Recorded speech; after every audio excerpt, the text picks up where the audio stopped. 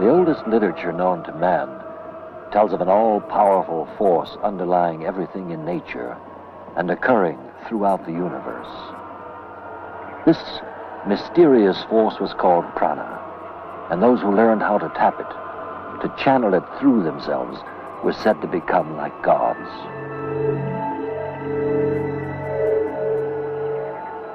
But the world was barbarian then. Plunder and brute power were easier to understand than godliness. Gradually, blood and sand covered the ancient texts.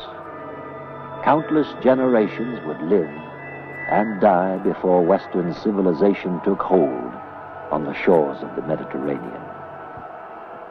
Less than 100 years ago, Western scholars began to translate what they took to be ancient Hindu myths.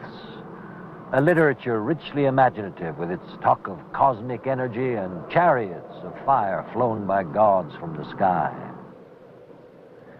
It remained for the dawning of the space age to prompt us to re-examine our skeptical dismissal of these Indian writings. 20th century science has finally developed instruments sensitive enough to measure what a handful of mystics and psychics down through the ages have claimed to be able to perceive all along.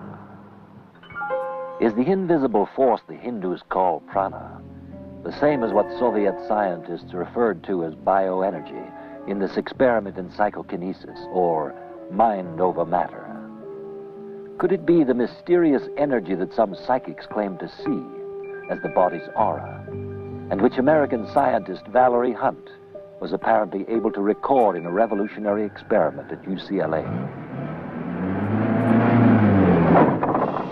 Could it be related to the ki power, which masters in the martial arts claim to focus to perform astonishing feats of strength? Every culture in the history of man has had individuals claiming to possess extraordinary powers.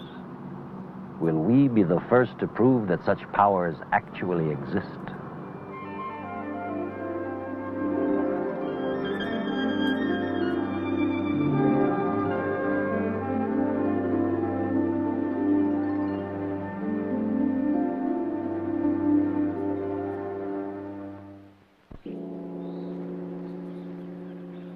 Geniuses, psychics, superstar athletes, masters of the martial arts. What is it that they all have in common?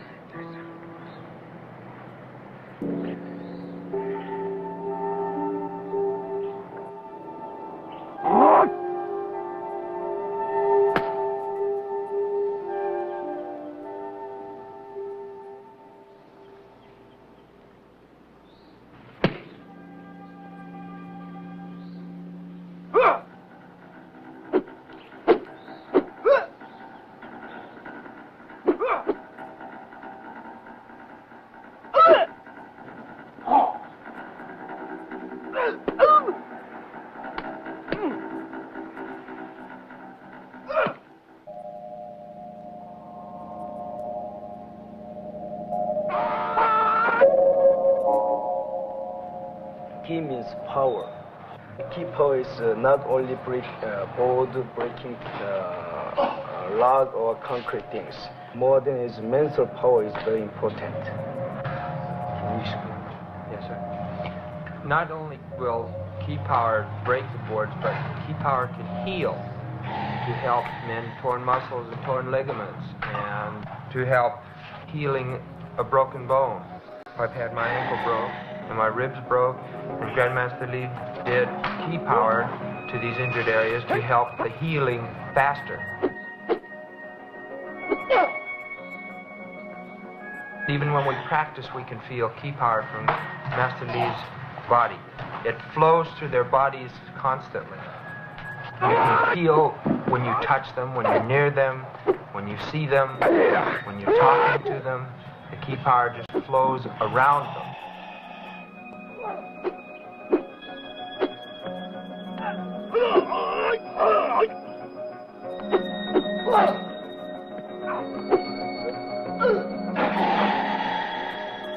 can almost have an ESP feeling about it with their own ki power. You can sit and think, and they can almost answer your question before you ask it.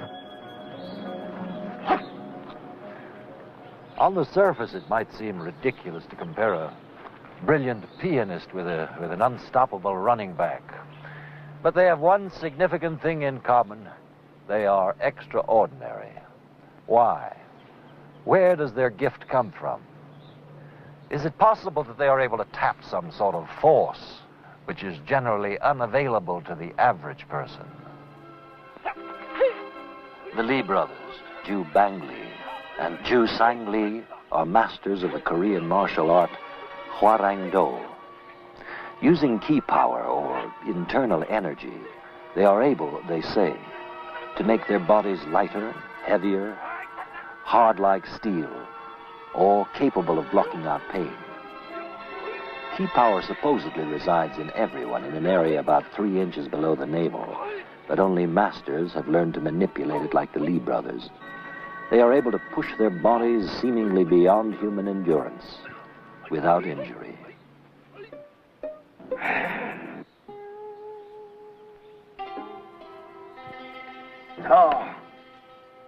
A steel wedge pressed against the throat, struck by blows hard enough to splinter wood.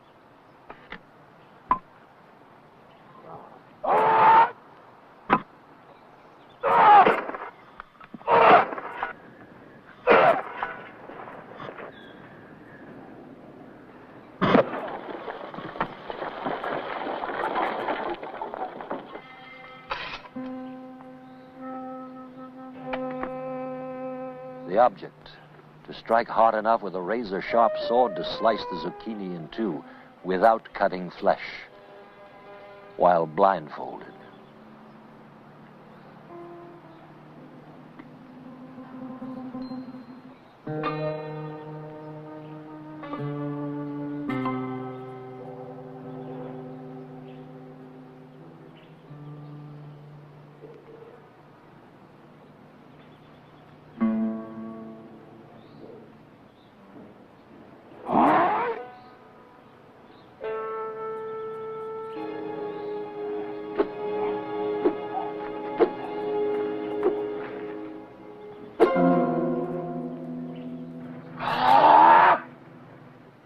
Concentration aspect is the most important. Preparatory exercise beforehand is one method of building up this power, controlling it for short periods of time. Then when the truck passes over the stomach, as long as the mind does not lose concentration, then there's no problem. If it loses concentration even for 1 instant, then injury can occur.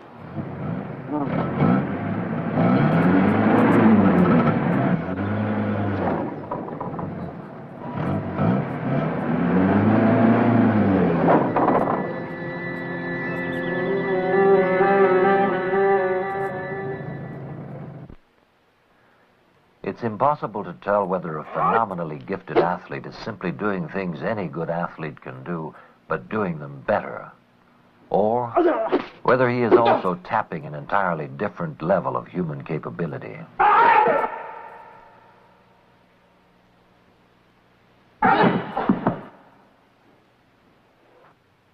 In the extraordinary experiment filmed by Soviet scientists, which you are about to see, there is no such confusion. The gifted subject is clearly doing something people are supposedly not able to do. Now, either the film is scientific fraud, or Nina Kulagina is moving objects with willpower alone.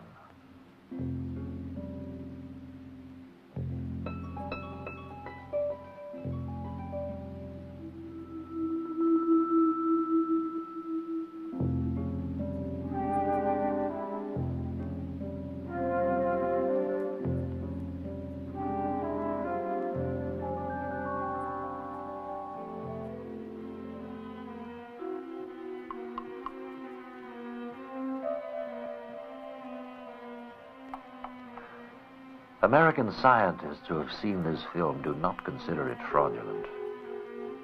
Madame Kulagina has become quite famous for her controversial and still unexplained power.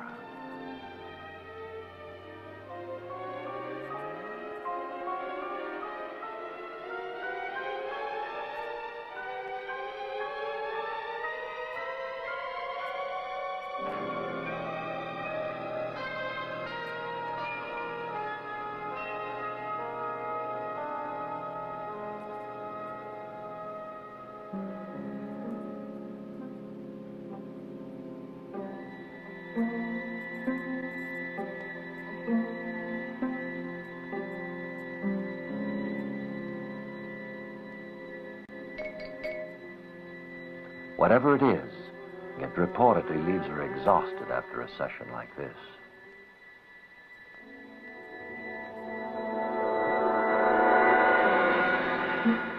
Dr. Thelma Moss, a leading American researcher in extrasensory phenomena, was impressed enough by witnesses' reports of Madame Kulagina's feats that she designed some willpower experiments of her own. These were in conjunction with her pioneering work in Kirlian photography, which some researchers believe to reveal some form of energy surrounding the body. There we see one man's finger and another one interacting with him. As we watch, we can observe that while the two fingers are in fairly close position to each other, the person on the left is blank in this interaction. As soon as the other person removes his hand, the emanations come out brilliantly all around. Here we have an interaction between two men who are having an argument. As they continue with their verbal fight with each other, the person on the left gets weaker and weaker. By an act of will, the man on the right is actually erasing that other person, but suddenly he fights back. And here you can watch, slowed down, that extraordinary interaction between the two men. No camera is used to make a Kirlian photograph. A weak current of electricity passing through the film to an object in direct contact with the film produces the picture. For Kirlian movies, objects, in this case fingertips, are placed against a transparent electrode and filmed by an ordinary motion picture camera. All right. You're neither a 10th degree black belt nor a mysterious woman from behind the Iron Curtain. Let's say you're an ordinary person. Suddenly you're singled out by crisis. A friend is trapped under the wheels of a car. You have to lift the car to save his life. Could you do it?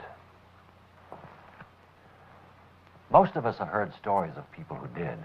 And of course, they're never able to repeat the action later. Where did that burst of superhuman energy come from? Jack Swartz says there was nothing extraordinary about his powers of concentration until he found himself fighting with the Dutch resistance during World War II. Suddenly, he had to become almost superhuman just to stay alive. Now, he is a favorite subject with several leading researchers in parapsychology. There's alcohol to get rid of any of the oils, and what I'm doing right here. I just blow in there just to evaporate some of the alcohol, and I just rub some electrode paste into the skull.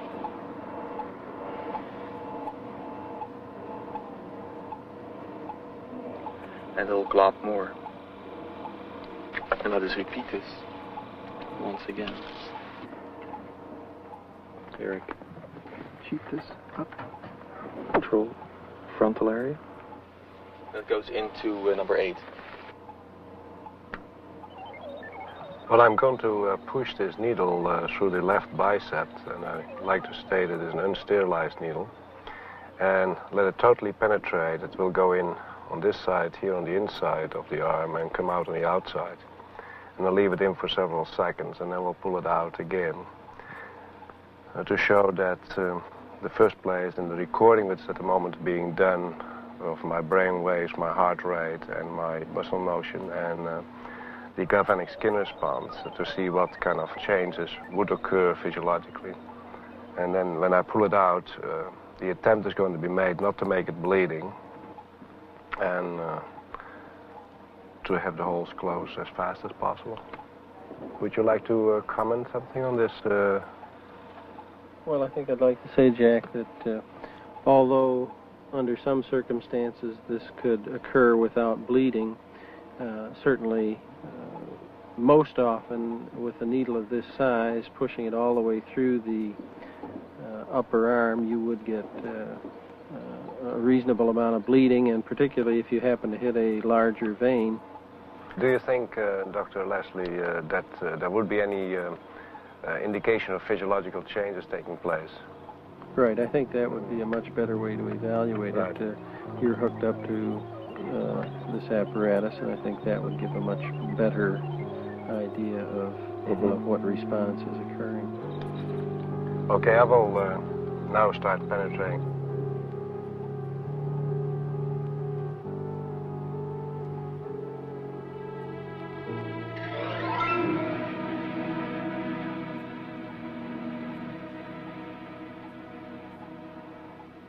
There doesn't appear to be any bleeding at this point, and certainly I didn't detect any particular appreciation of pain on Jack's part.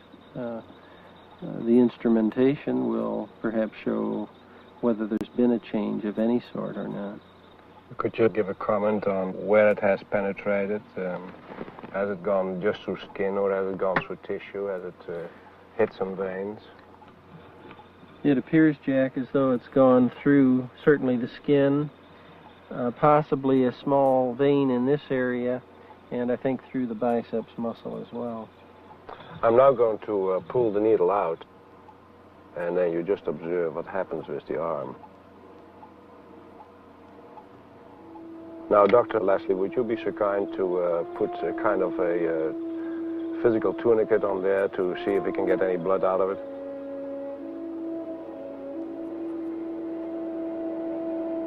Certainly, there's no evidence of external bleeding and no evidence of any hematoma underneath the skin. No swelling of any kind, really. The Lee brothers, Nina Kolagina, Jack Swartz astonish us.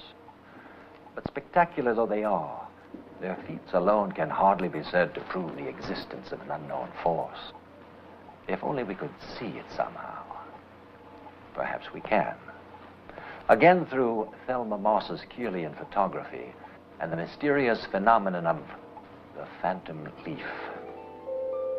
Well, this was a very long and frustrating process, the search for the phantom leaf. And it was only after 2 years that we finally obtained this. Our procedure evolved so that we would cut a leaf directly from the plant. Then, before the leaf was ever placed on film, part of it was cut. It was then placed in contact with the 4x5 piece of film, covered with a piece of glass, and with a piece of copper backing. An electrode was attached to the stem of the leaf. Suddenly, the phantom. Not only do we see the edge where the leaf has been sharply cut, but continuing beyond where we assume the leaf would show had it not been cut away. This particular leaf has been cut in a pie shape. We can see that the phantom gradually emerges. When the emanations do emerge from where the leaf has been cut, it shows the same jet-like emission that the rest of the leaf reveals. Here is a phantom produced not in our laboratory, but by Mr. Robert Wagner at Cal State Long Beach.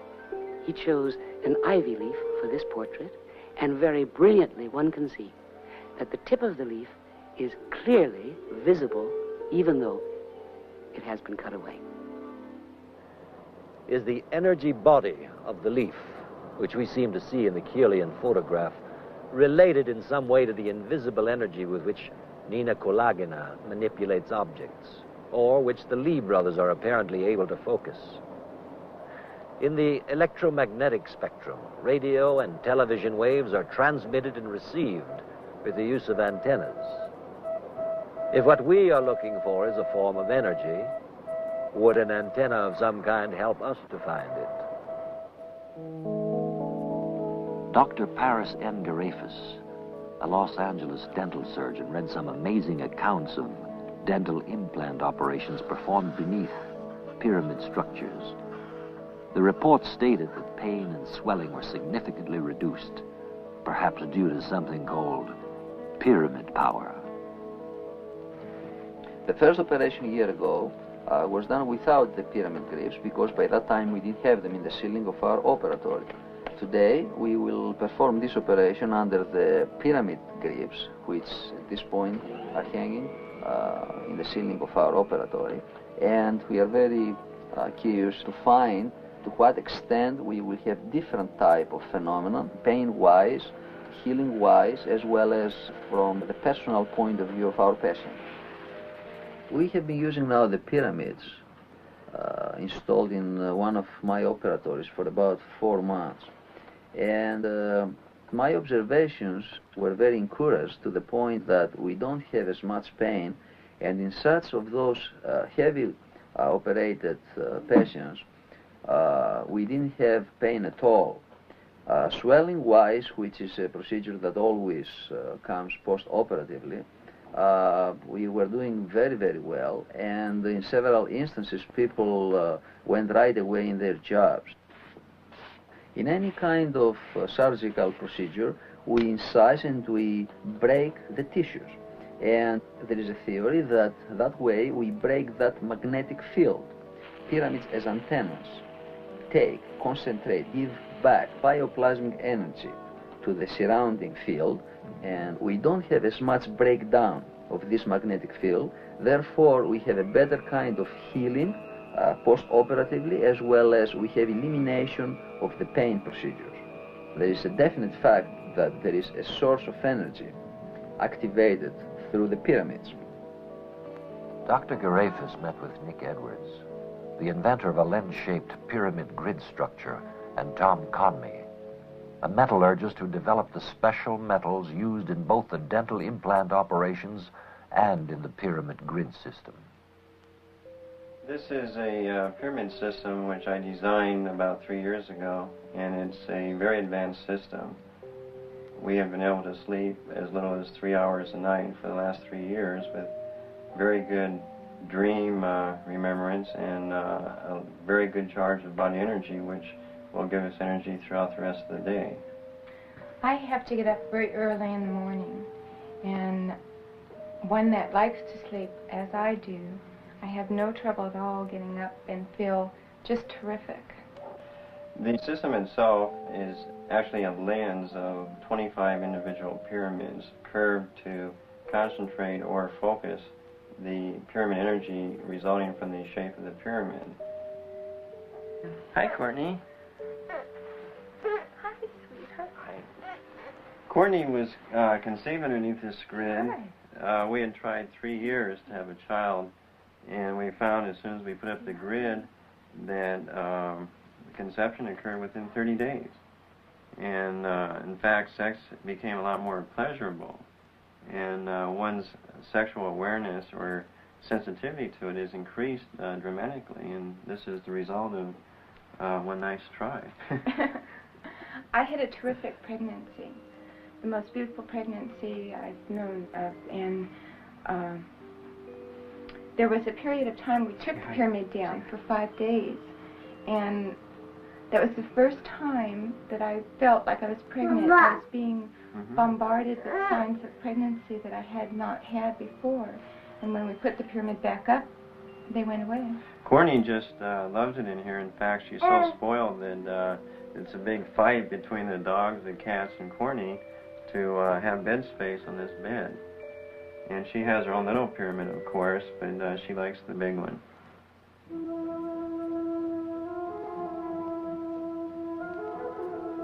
There are two different phases of pyramid power. One, in ancient history, when the pyramids were built And at that time, people apparently knew what the devil pyramid power was all about and how to use it. And the modern history of pyramid power, which begins back in the 30s, when people suddenly discovered that there was such a thing.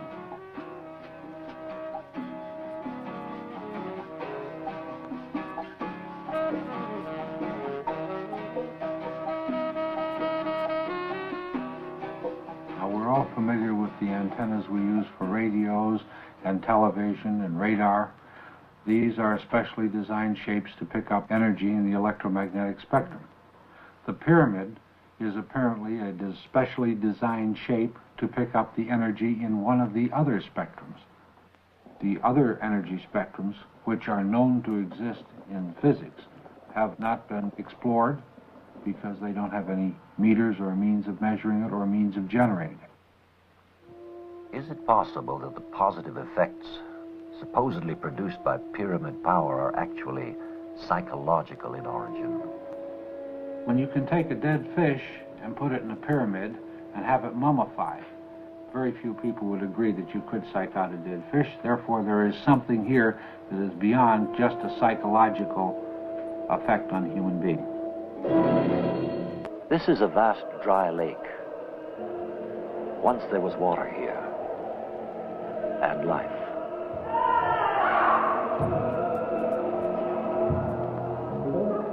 What secret lies hidden in this strange dance which may change the face of medicine in the 20th century? Emily Conrad, dancer, healer, and shaman, the Indian word for medicine man, believes the secret to healing today lies in our forgotten origins, and those parts of ourselves ignored and repressed as man evolved into a thinking being. To Emily Conrad, the unknown force is actually our own life force. We are energy, she says, and we must flow freely to stay healthy and to grow. To achieve this unrestricted flow in those she works with, Emily claims to use an ancient technique called channeling, the same as that used by many native healers. She works not with the physical body, she says, but a body of energy surrounding it. The startling thing about her extravagant claims is that for the first time in history, there may now be scientific data to back them up. I guess these very disparate energies came together a couple of years ago when I came to Dr. Hunt's laboratory to demonstrate some movement to her, some movement that I had developed.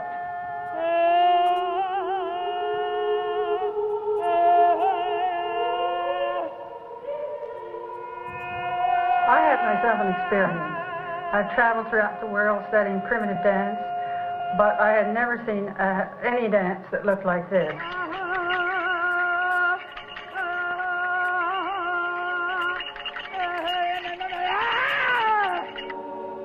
I began to develop a kind of a dance that I'll call channeling, that is a healing dance. And I wanted to find out from someone who knew nothing about what I was doing what the aura would look like.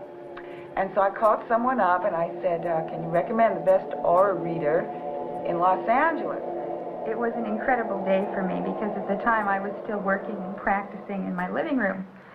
And Emily came in and she took out a bell and she began shaking it and then she began howling. And it got louder and louder, and I began worrying about the noise.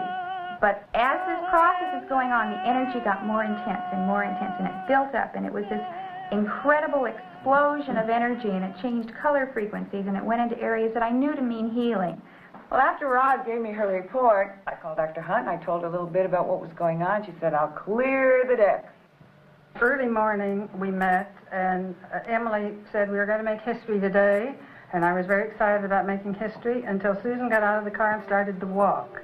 And at one time, back in the 1940s, I was head of a polio clinic. And I thought I knew polio. And this was 21 or 20 years that she had had this condition. And my crest fell. And I said, yes, we made history today. I opened the building for the first time since I had been here. I was positive that absolutely nothing would happen. But with Emily's excitement and with my appreciation for her work, I had to record it. The three of us went into a conference in the corner. And they told me about things like chakras that I'd never heard of. They told me about auras that I'd never heard of. And finally I said, Rosalind, would you come over and tell me where I am to put these electrodes? We use the technique called electromyography, or electrical recording of muscle, because it is the most valid measure of what happens when a muscle contracts. In muscle contraction, a minute amount of electrical energy is generated. This can be picked up by these small white sensor discs you see me placing on the surface of the muscle.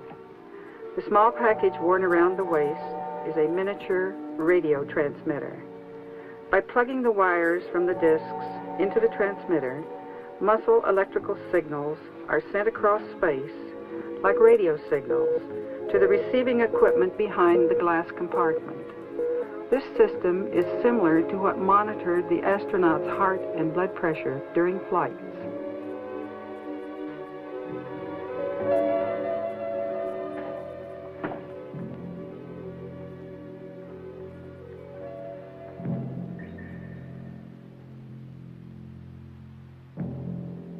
Energy is coming from Emily's hands, and it's producing a magenta light going up the internal flow of the leg. It's changing Susan's aura into a more lavender color. She began in a blue. We're going from blue to violet and back and forth. We're starting to get a secondary shell of energy about 4 feet from the body, and it encompasses both the healer and the healee at this point.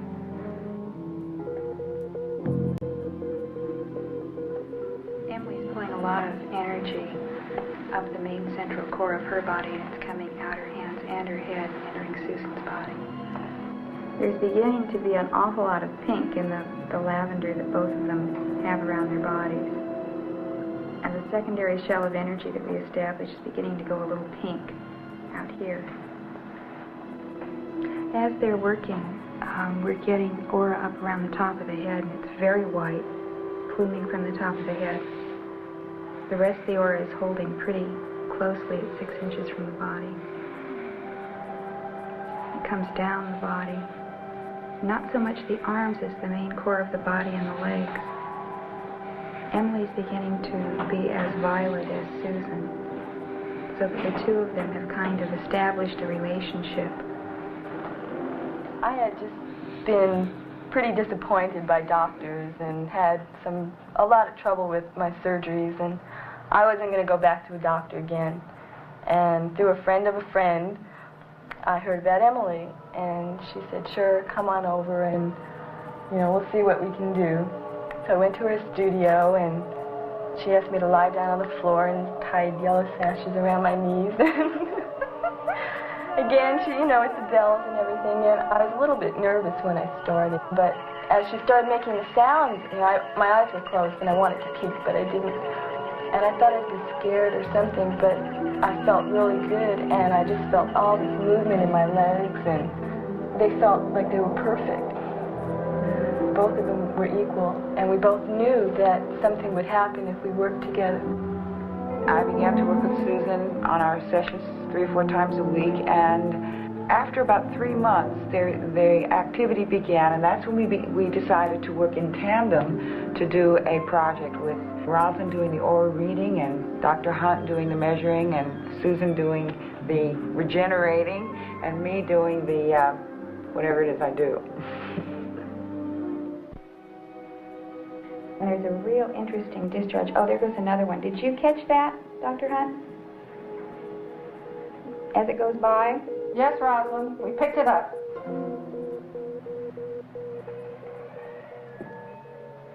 That seems to increase the energy faster. Every time you get around a ball and socket joint, the energy goes in so much faster than when you're working over the center of the body. You said my aura is blue and changes to lavender from blue. What does that mean? Well, the aura itself is very fluid around the body. It exists in a 4 to 5 inch area on almost everybody all of the time. Most mechanical equipment has an aura, and the human body has an aura that emanates energy and life force, and it changes its colors according to how you feel that day. Now, I think most of us and growing and being with people. We get used to being with people or not being with people, and we forget that when someone walks up to us that we don't particularly like, it's because they plunk their energy down next to us, and we're interacting in terms of physical energy, and that may be disruptive. Now, you're blue almost all the time. That means you're kind of a mellow person. You're kind of calm and mild, and when Emily does healing on you and begins channeling energy into you, it transforms you into a different frequency, into a color that's a healing modality. She goes into violet and white and amber, and colors that change your cell structure, your muscle structure, the way you're able to move. You, in effect, ride the energy. That's what does the physical therapy that moves things around. Now, I think that one of the potentials of man is that all man should be able to see auras, should be able to see into bodies and through walls. I think that's part of our potential that we've never tapped, and that when we become more aware of living in a world that's really energy, that a lot of our attitudes toward people will change too. Like all investigators exploring uncharted areas, we did not set out to prove anything. Our aim was to study what happened to weak and paralyzed muscles during treatment by an unconventional healer. Electromyographic data of this experiment were digitally converted for statistical comparison. You will see some of the remarkable findings in a few minutes.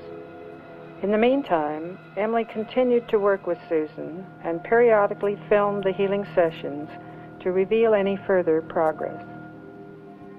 Throughout these pictures, Susan's muscles move involuntarily as the result of the healing energy. In other words, even if muscles are degenerated to the extent that Susan cannot move them, the healing technique apparently can provide the energy source to create contraction and to start regeneration. In the beginning hip pictures, you will see that the hip is moved by the spinal movement, not by hip muscles.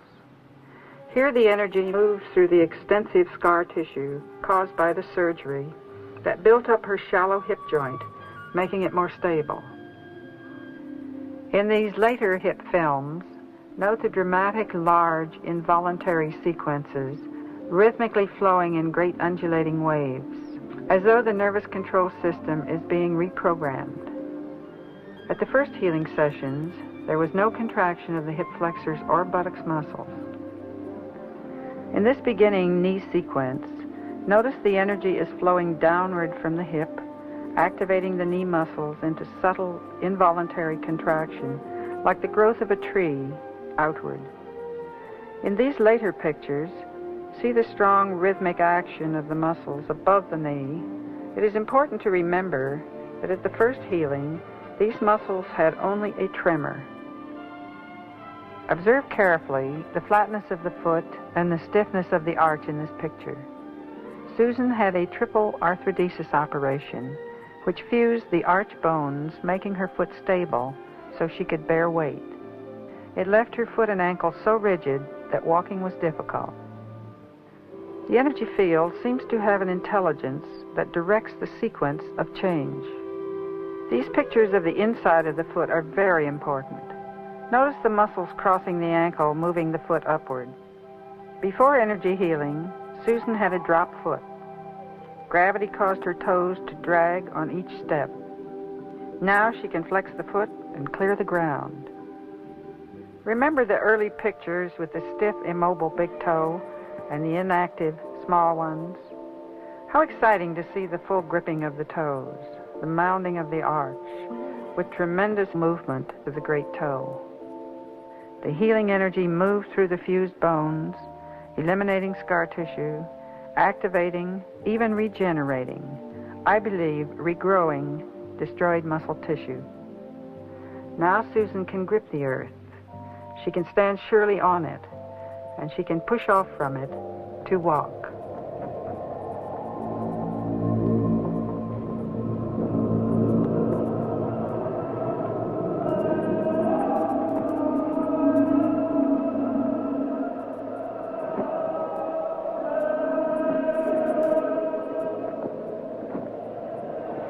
Anyone can see that we're living in the last days of Pompeii. You can feel it. You can feel it everywhere. You can read it every day in the newspapers that our species is urging towards something new. And so the soil of the culture will tolerate someone like me. People think that I was trained by some voodoo priest in Haiti with some mysterious charms and sat around swallowing rum and doing all these strange things. And it's hard for people to understand that I was actually born this way. We keep looking outside for people to show us, to give us knowledge, to do this and that. We have everything. Emily Conrad trained in classical forms of dance for almost 30 years before founding Continuum. Continuum grew out of her conviction that we have placed enormous limitations on our relationship to the physical universe, and particularly what we call the physical body. This is one of the implants that Dr. Garafis uses in his dental surgery. It's an alloy made from surgical vitalium, which at one time, before its refinement into this special metal, was just rock. Now, where would the human race be today if primitive man hadn't perceived that a rock is not just a rock, but one phase of a process that includes metal and the development of increasingly more sophisticated metal alloys which have transformed our way of life? If the energy that is both rock and metal undergoes this much transformation in its physical form, what might we do with our own energy if we were able to see it as more than just our body?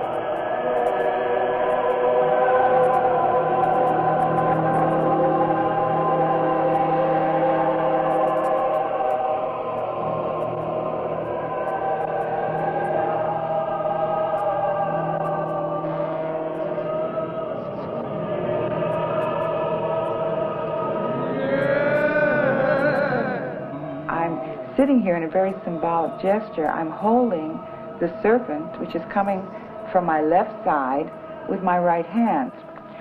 In mythology and in all antiquity, the serpent was the symbol of primary energy. And in our seeding of our world, in the Bible, the serpent is considered evil, is considered Lucifer, is a messenger of the devil, is considered the lowest, most destructive force. This has been the seeding of our culture. So we find that our understanding of human energy is pretty much that it's evil, that it's destructive, that it's Satan. What might come of allowing ourselves to identify with this primary energy rather than rejecting it by calling it base and evil? I find it so interesting that we accept the human body as it is, without any question. We kind of look at ourselves as if this is it. And as far as I'm concerned, it's only the beginning of it. It feels clear to me that we're here to continue the development of it. There's an interesting phenomenon that happens when you de-densify muscle. This is a muscle in 20th century society, and it functions this way. In continuum, which is the work I teach, the muscle moves this way. Well, this has such profound implications in terms of human functioning on just a simple muscular level. It de-densifies matter. In Western culture, a high kind of articulation in terms of the legs is unheard of. In Susan's film, when you see the healing energy of her legs taking over, you'll never see a Western leg that will move like that. Western legs move in a very rigid way. When the body begins to lose its conditioning or loses its relativity, the free growth, the seeding of the evolutionary aspect immediately takes place. And so we don't have to wait for society to evolve for the next millennium. We can actually experience that evolution now. Emily Conrad says we can experience our own evolution right now. Aura reader Rosalind Briere believes that eventually we will all be able to see the body's alleged energy fields. What is the scientific evidence that auras actually exist? Rosalind described colors of the human aura, the radiating energy surrounding the body. The left side shows the electronic recording of the pattern of minute energy recorded from sensors placed on the lower abdomen or kundalini during the healing. Rosalind described the aura as magenta in color. The right picture shows the energy pattern taken from the center of the forehead or the third eye. Rosalind saw the aura as blue. These slides represent only 2 of the many dynamic energy pattern changes throughout the sessions, and these did correlate directly with auric changes reported by Rosalind. This is strong evidence that an electromagnetic force, which has been called ki, prana, bioplasmic energy, and life force, does exist, and that it can be studied scientifically in our electronic laboratories. You have seen visual evidence of changes in Susan's muscles. But do we have evidence of what took place in the energy field during the healing process? On the left is a Kirlian photograph of Emily's fingers before a healing session. The picture on the right of Emily's fingers after the same session displays a major change to a complete, full white corona. On the left is a Kirlian photograph of Susan's fingers before healing. The right side after healing still shows the white flares, but now expanded and more complete. These 2 slides indicate that some dynamic action took place, which affected the fields of both participants. To regrow atrophied muscle tissue lost for so many years is so revolutionary as to be medical heresy. We have considered this physiologically impossible with our present knowledge. However, it did happen.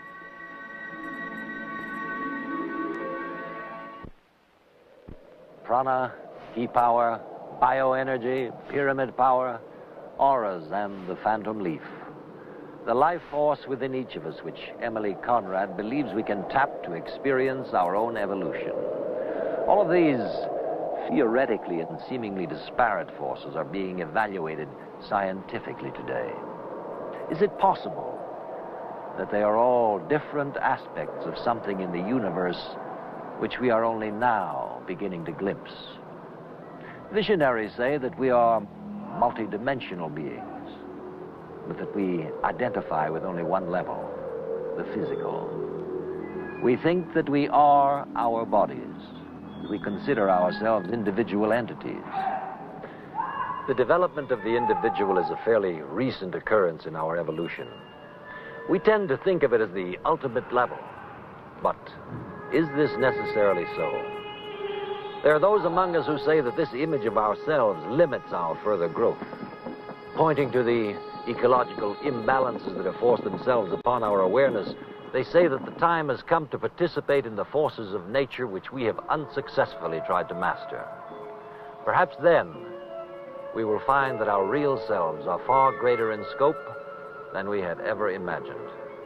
Perhaps we will discover that we ourselves are the unknown force.